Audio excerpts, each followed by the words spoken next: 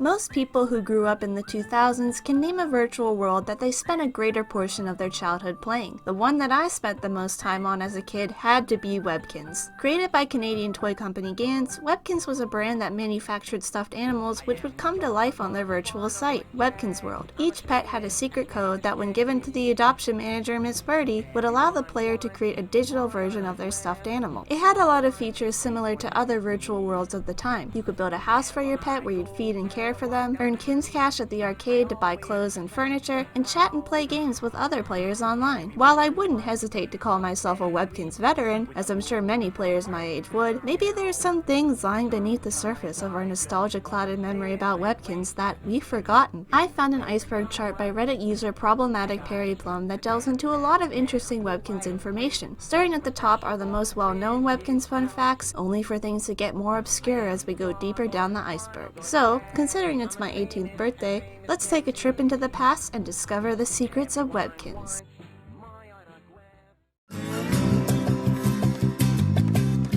We're starting off with a bang here. The Webkinz Killer was a creepypasta-style hoax during 2007 that detailed a variety of ways your pet could be viciously murdered. There were numerous stories as to how this horrific event would occur in a children's flash game. A black penguin with bloody red eyes would kill your Webkinz before tanking your computer with malware. Black party boxes or black letters would appear on the player's screen, resulting in a massacre of all of their Webkinz and a computer virus if clicked on. Sometimes Neopets, the mascots of another animal-based virtual world and competitor of Webkinz, would appear in the game to kill all of your pets. Out of all of these spooky stories, Dr. Quack is most commonly associated with the Webkinz Killer. Normally, he's a kind doctor who will help your pet when they get sick, but behind that friendly facade lies a bloodthirsty psychopath. He'll feed your Webkinz poisonous pills or chop their head off, and don't click on his eyesight poster more than 50 times or else he'll get so mad that he'll just kill your pet out of rage. Obviously, these rumors seem ridiculous looking back, but they were exactly the kind of gruesome stories that anxious kids and confused parents who didn't have a great understanding of the internet would believe. I think I remember even hearing a variation of this rumor when I was 7. Although I've never heard it discussed as a common Webkinz Killer story, Webkinz ran a bit of a marketing scheme where if you didn't buy at least one new stuffed animal every year, your account would expire. In reality, this just meant that you'd be downgraded to a basic free account, but I used to think that this meant all of your account data would be deleted, and if you logged on when your account expired,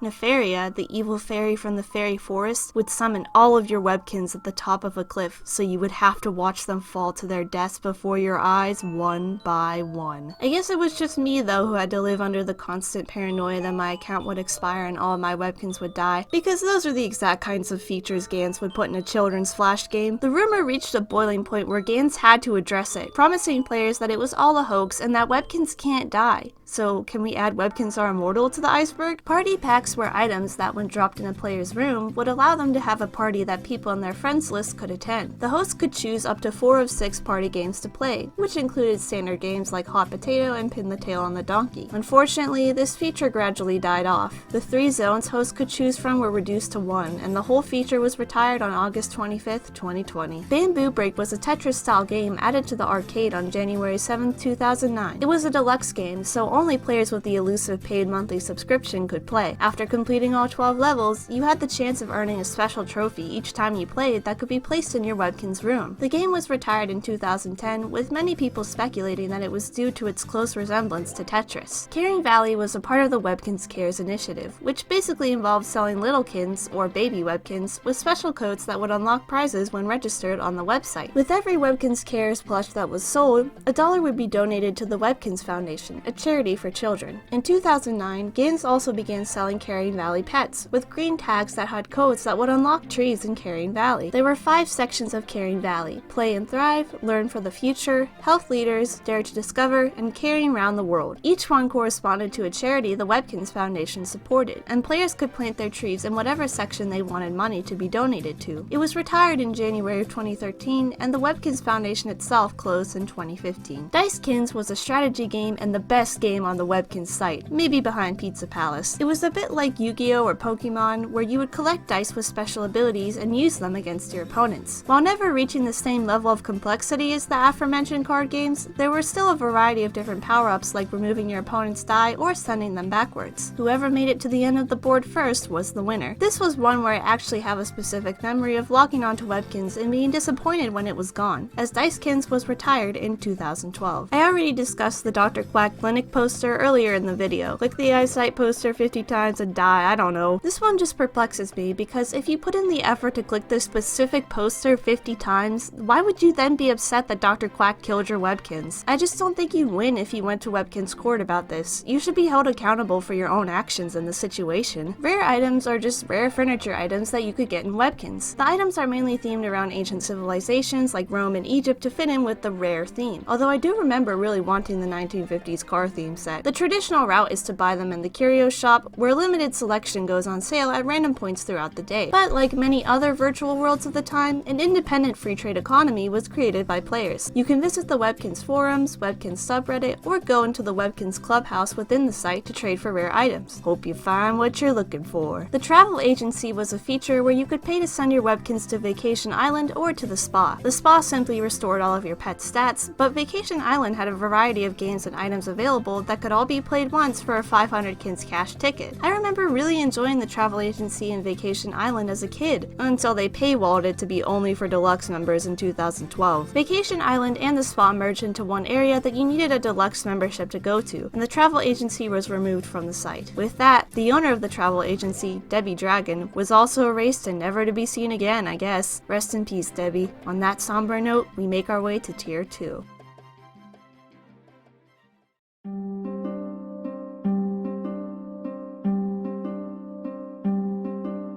Wishing Well was basically a Webkinz slot machine, complete with rolling icons that, if lined up properly, would grant a sum of Kinz cash. It was retired in 2007 with no stated reason, but some players concluded it was because of its resemblance to a real-life slot machine, and that this could encourage gambling in children. To be honest, I don't think Wishing Well 2 was any less addictive for me as a child. The vibe of the game was much calmer and less casino-like, but you better believe I logged on every day to make sure I got my 5 plays. Mazin Hamsters was pretty similar to regular Webkinz, with the main difference being that they had their own world within the site and that they're all hamsters. The main problem was that to be able to play in the hamster hamlet, players needed to download Unity Web Player, which became especially troublesome when many browsers stopped supporting the plugin in 2015. The whole thing was basically like Webkinz inside of Webkinz, with its own games, currency, and shop. The service closed in September of 2015, but maybe it can be seen as a predecessor to the Webkinz we have today in a way. Whether or not that's a glimpse of a better future or a foreboding omen is up to you. Webkinz without W's refers to how there are some Webkinz plush toys that don't have the signature W logo on them. I'm not sure if there is some kind of dark Webkinz conspiracy attached to this, or that these are just factory defects. A lot of people view these as fun collectibles, and they can sell for a good bit of money online. Empty feature codes is one that I'm not too sure about, to be honest. My best guess is that it either refers to a factory mistake where the feature code tag attached to the Webkinz is blank, or to the concept of people selling or sharing their Webkinz codes online for other players to use. That's all I could really find, but feel free to let me know if there's something I'm missing with this. Webkinz combo packs were toy sets that included 2 Webkinz, 1 Littlekinz, and a clothing item for your Webkinz. There was also a set with a Webkinz that came with a Littlekinz of the same species for free. I'm not sure Gans sells them anymore, but you can purchase them on Amazon or eBay for anywhere from $27 to $383, if you just had that kind of money lying around. I'm starting to think that the Webkinz Killer rumors irreparably scarred this site. Who knew playground stories between 4th graders and concerned Facebook posts could have this much impact? Evil Miss Birdie is basically the same as the Webkinz Killer. Miss Birdie is the owner of the adoption center and helps players register new pets. She was another victim in this wave of Webkinz hoaxes during 2007, where some people claim that a glitched version of her would come into your room and chop up your pets with an axe. You know, classic children's flash game stuff. Additionally, I think this refers to the oddly unsettling vibe she gives off in the game. Something about her is a little too cheerful. It almost feels rehearsed, especially with the redesign she received as a part of Webkinz X, there's an unmistakable paranoia when interacting with her that she could snap at any moment. Webkinz Mini Golf was your standard computer golf simulator. There was a single and two-player mode that I remember having a lot of fun playing with my dad. It was retired on April 10th, 2019, although Webkinz did hold one last event to give the game a send-off. The Webkinz community was challenged to play 5,000 rounds of golf, and they were rewarded with a code for a golf bag furniture item from the e-store. Tulip Trouble 1 was a Webkinz game that was remastered into Tulip Trouble 2. I couldn't find any significant proof, and I'm just going off hearsay with this one, but apparently Tulip Trouble 1 and 2 are basically the same game. Webkinz just updated the original to fix bugs, and for some reason renamed it to Tulip Trouble 2. I'm starting to wonder why I never questioned why so many Webkinz games are labeled as the sequel with no predecessor present. Like, I just thought, oh, Wishing Well 2, Tulip Trouble 2, that makes sense, even though the arcade never had the original #1 versions of these games. Webkinz TV shows are peak forms of entertainment. Webkinz Studio is an item that you can purchase from the W shop to create short movies using character sprites, backgrounds, music, and text. As you've probably guessed, considering I'm now a YouTuber, I used to love these movie maker softwares as a kid and spent hours making dumb skits on these things. You can also use a TV item to watch Webkinz TV shows. There's Monkey and Monkey, which consisted of a monkey with a ventriloquist dummy telling simple jokes. The other show is The Secret Chef with Chef Gazpacho. He details recipes that the player can actually buy the ingredients for and cook with various kitchen appliances. In Webkinz world, just to be clear, I don't think any of these would work in real life. Oftentimes, the player has to experiment to determine what the third ingredient is, since Chef Gazpacho gives incorrect information. If you fail, you get gunk, but if you discover the secret recipe, you could get some really cool culinary creations. Additionally, you can watch shows created by other players for a movie making contest. The 5 winners featured are Time for a Picnic,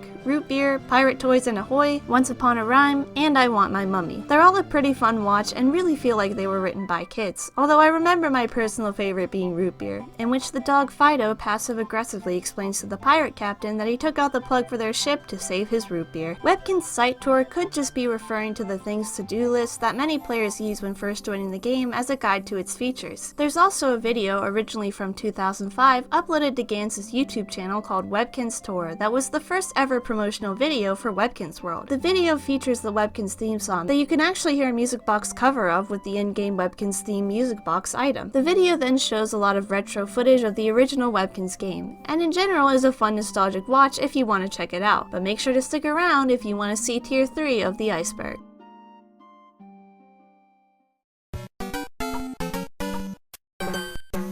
Google's predates Webkinz is a fun fact that the Google's pet was the very first Webkinz pet to be created. Despite being made first, Google's weren't released until a year after Webkinz World launched. Google's are like these long duck-looking things. They're not actually ducks though. I think they're supposed to be a combination between a duck and a platypus. Either way, I always thought they had a quirky charm to them, and I got the white, blue, and pink ones. There's also a note on the Webkinz wiki that Google's were based on an earlier Gans plush series of flat furry creatures from the 80s, but there's no reference link to it and I can't confirm if this is true. Data Breach Quizzies Wizkins refers to the end of the Quizzies Wizkins game. This game was available in the tournament arena, which allowed players to compete against each other online. It was a 2-player competitive version of Quizzies Corner, which was a standard multiple choice trivia game. Quizzies Wizkins had to be removed from the tournament arena due to, quote, ongoing technical issues, according to various sites. But I guess the iceberg is suggesting that this bug was a breach of players' data? I can't find anyone saying specifically what bugs were affecting the game, so let me know if you can confirm that it was a data breach. I don't know what you would do with Webkinz player data though, besides getting free Kinz Cash or something. The Luck Dragon was a plain Webkinz pet that mysteriously never got released. It was listed on the Gans website and had its own specific food and furniture items, but it was never available to buy as a plushie. Some people suspect this was because it looks very similar to the dragon Falcor from the movie The Neverending Story, and there are some grounds to this theory. There was an unreleased redesign that gave the dragon a red color scheme, probably to make it look less like Falcor, and the Golden Deluxe Dragon that was released a year later has the same food and furniture item that the Luck Dragon was supposed to, but a revised appearance that differentiated it from Falcor. A prototype plush is a rare original version of a Webkinz plush, usually being unreleased or retired. The best example I could find online was with the Orca Whale Webkinz. Here's the current version of the plush that's for sale, and here's the prototype version. The main difference is in the materials used, with the current version having a soft, fluffy plush texture, and the prototype version using the classic Webkinz stringy fabric. The scrap Zumbuddy species Zumbuddies was the hidden Zum species. Like the Mazin Hamsters, Zumbuddies was another spin-off line of collectible plushies which have their own virtual world inside of the Webkinz game called Zumware. They have a butterfly-like appearance and come in a variety of species. Tag yourself, I'm feeling the zippy Zum. The hidden Zum species was never released and was replaced by the giggly Zum species, with their only mention ever being in a patent by Gans. Series 5 Zumbuddies are unreleased Zumbuddies. I don't think Gans was ever planning to release a series beyond Series 4 in October of 2010. There is an unreleased Zumbuddy known as Zul, who is going to be a tricky Zumbuddy. I'm pretty sure this is what Series 5 is referring to, but let me know if there was actually a fully planned Series 5 that got scrapped at the last minute. Vacation Island Volcano is the volcano on Vacation Island. I'm not sure what this is referring to because the volcano isn't clickable and is mainly just for decoration on the Vacation Island map. You can win a piece of volcanic rock in the Coral Cove raffle though. Maybe it's the idea that the volcano appears to be active and could erupt at any moment, wiping out the entirety of Vacation Island in an instant. This may be a false memory, but I do feel like I remember a function where the volcano would sometimes erupt and cause a special event. Sorry to say this again, but please comment if you know the hidden meaning behind the Vacation Island volcano. Voice actor Identities references the ongoing mystery of who voiced the in-game characters of Webkinz. Ms. Birdie, Dr. Quack, and Chef Gazpacho are only a few of the many NPCs with voice dialogue in Webkinz. The only voice actor I found identification for was the voice of Artifact, the owner of the curio shop. Gans stated on their Twitter that he was voiced by Carl, their creative director, and Carl also provided voices for Sheldon Turtle and Fred Rover. He even starred as a special guest for episode 6 of Podkinz, the official Webkinz podcast. So Artie,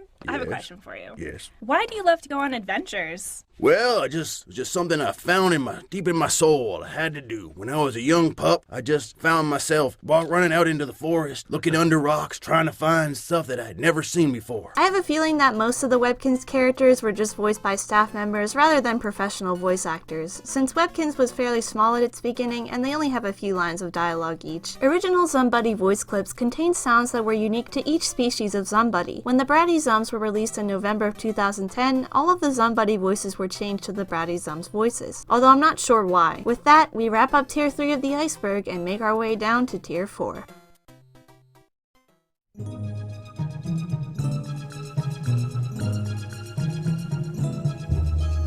Leaf Leaf was a match 3 game that only lasted a few months in the Webkinz arcade because of how allegedly awful it was. Carl, the creative director and aforementioned voice of Artie, said in a Webkinz news post that the game was, quote, awful, horrible, the graphics, sound, animation, all of it. It seemed like the worst edition of a match 3 game ever created. The game ended up being revived in a way with the creation of Goober's Lab, which improved on Leaf Leaf in every aspect. Cloud Coral was a Webkinz game exclusive to mobile devices. A free light version and 99-cent full version were released on the Apple Store on April 11th, 2012, only for the game to be listed during 2015. Unless someone is able to rip the game files from an old download they have, Cloud Coral will be doomed to the fate of lost media. Physical Series 3 Figures was an unreleased line of Webkinz figurines. There are currently 2 series of Webkinz figurines, which are physical figures that come with codes that can be entered into the Webkinz website to unlock digital versions, similar to the Webkinz pets. This entry on the iceberg is suggesting that there was supposed to be a 3rd series of these figurines, but I can't find any solid proof that this was planned at some point. Trading Card Challenge was a trading card game created by Webkinz. I said earlier how Dicekins was similar to something like Yu-Gi-Oh! Or Pokemon. Well, this was literally Webkinz making their own children's card game. There was a digital version of this game called Trading Card Challenge that could be played in the tournament arena, or players could collect enough physical cards to play the game in real life. The game is fairly complex, with base cards, action cards, and challenge cards. Each turn, a player decides whether they want to draw a card from their deck, discard one card to draw 2 cards from their deck, play an action card, or attempt a challenge. The first player to complete 4 challenges wins the game. Wacky is Immortal is a fan theory that Wacky can't and never will die. Wacky, full name Wacky Zingos, is probably the most popular non-Webkinz mascot of the franchise. There are a variety of arcade games revolving around the Zingos species, including Zingos Pie Throw and Zacky's Quest. Wacky is the star of most of these games, such as the Wacky Zingos game trilogy,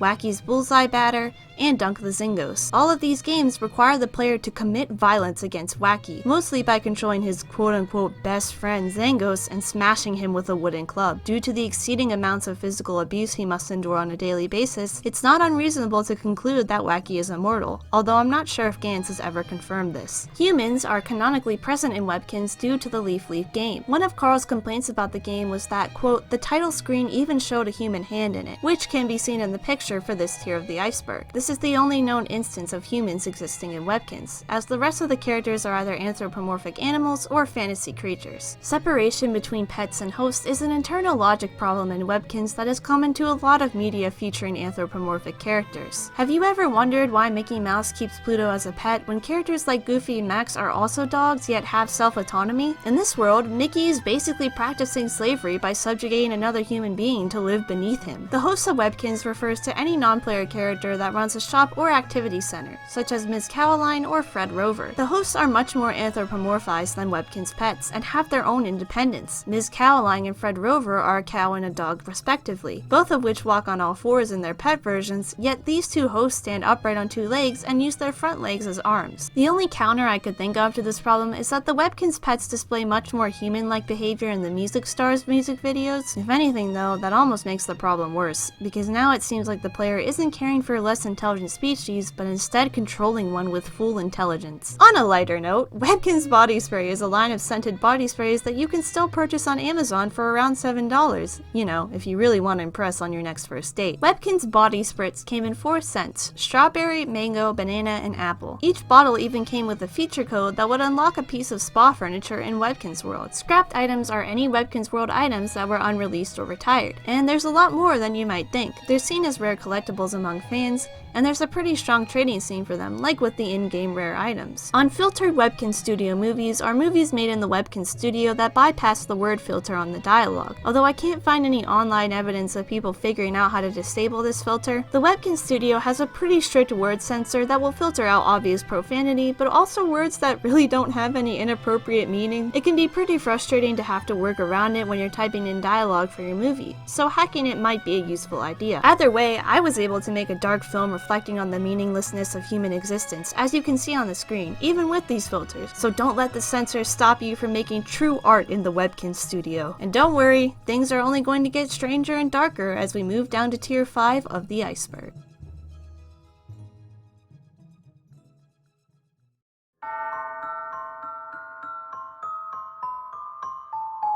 The disappearance of Debbie Dragon occurred with the retirement of the travel agency. As I explained in Tier 2, the travel agency allowed you to access Vacation Island and the spa, but the spa was eventually merged into the deluxe exclusive Vacation Island, so there was no need for the travel agency and no need for Debbie Dragon. Mr. Cowline is Ms. Cowline's supposed absent husband. Ms. Cowline is the principal of Kinsville Academy and has a daughter named Cowabelle Cowline. Her parents, brothers, sisters, nieces, and nephews have all also been mentioned, even if they haven't been named, but there has never been any mention of her having a husband, despite Cowabelle being her assumed biological daughter. Did he die, leave the family, or did Ms. Cowline divorce him? And was this event so traumatic that she's forbidden anyone from speaking of him? From what I could find, Gans has never commented on this matter. Patent documents refers to the original patents for Webkinz. You can find some images online showing 2D, black and white drawings of what different Webkinz screens would look like. There doesn't seem to be any major changes from the patents to the actual site. As the iceberg has pointed out though, the picture of Charlotte the pig has a strong aura surrounding it. Miss Biscuits is a mutated human is a fan theory based on the disturbing appearance of the NPC Miss Biscuits. In Webkinz Next, the modern 3D version released on October 23rd of 2020, Miss Biscuits is the host of the adoption agency. While all of the Webkinz hosts were humanized in some way, there's something especially uncanny about Miss Biscuits' design. The general art style of Webkinz Next does seem like it's trying to look more realistic like a lot of 3D animation nowadays, but it feels too low budget to pull this off, so we're left with this weird abomination of the old Webkinz style from the early 2000s and the modern CGI. And look, I don't like to blindly hate on things because they're not what I grew up with,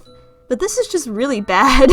You know, with the earlier discussion of pets versus hosts, and now the idea of mutated humans, I really need a game theory dissecting Webkinz lore. Original concept 3D models were 3D models of Webkinz sprites that didn't make it to the final version of Webkinz. The best evidence for this I could find was in the Webkinz tour video from 2005, where in a screenshot of Dr. Quack's clinic and in a screenshot of the arcade, you can see a 3D sprite in the pet's profile. There was also a set of 3D Zumbuddy models that went unreleased. In the end, maybe 3D pets pet should have just stayed as a concept. Dr. Quack was actually retired because Webkinz X removed the ability for pets to become sick. This entry basically explains itself. Because pets couldn't become sick after the Webkinz X update, Dr. Quack's clinic was removed in the process. Gans stated that he retired after discovering a way to cure all illnesses with the help of the mad scientist Goober. He is still present in different games and the clubhouse, but you can no longer interact with him as you would any other Webkinz host. The Webkinz 2004 beta is, as of now, a piece of lost media. According to our best friend Carl, the creative director,